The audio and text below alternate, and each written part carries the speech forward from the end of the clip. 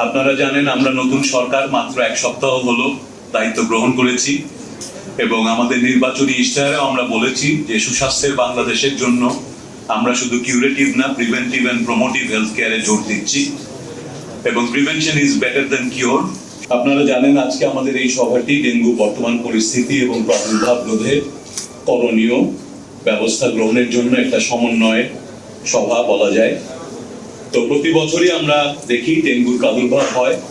আপনারা জানেন আমরা নতুন সরকার মাত্র এক সপ্তাহ হলো দায়িত্ব গ্রহণ করেছি এবং আমাদের নির্বাচনী ইশতেহারে আমরা বলেছি যে সুস্বাস্থ্যের বাংলাদেশের জন্য আমরা শুধু কিউরেটিভ না, প্রিভেন্টিভ এন্ড প্রমোটিভ হেলথ কেয়ারে জোর দিচ্ছি এবং prevention is better than cure.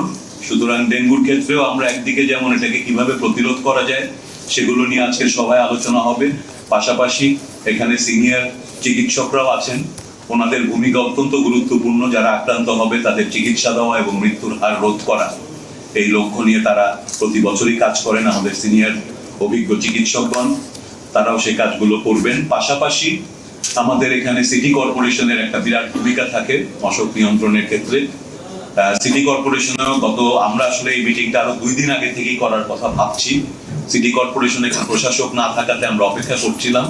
গতকাল 2 সিটি কর্পোরেশনগুলোর প্রশাসক এসেছেন। সুতরাং এখন আমরা আশা করছি যে দ্রুতই এই সমন্বয়ের কাজগুলো করে আজকের সভার পর থেকেই আমরা বিভিন্ন সেক্টরে এই সমন্বিত যে কর্মসূচি আজকের সভা থেকে ঠিক করা হবে সেই অনুযায়ী স্ব সেক্টরে সিটি কর্পোরেশন, স্বাস্থ্য মন্ত্রণালয়, মেডিকেল কলেজ, হাসপাতাল সমূহ আমরা সমন্বিতভাবে এই ডেঙ্গুর নিয়ন্ত্রণ এবং প্রতিরোধের জন্য আজকে সবার পরে কাজ করবো বলে আশা করছি। এইটুকুই, ধন্যবাদ।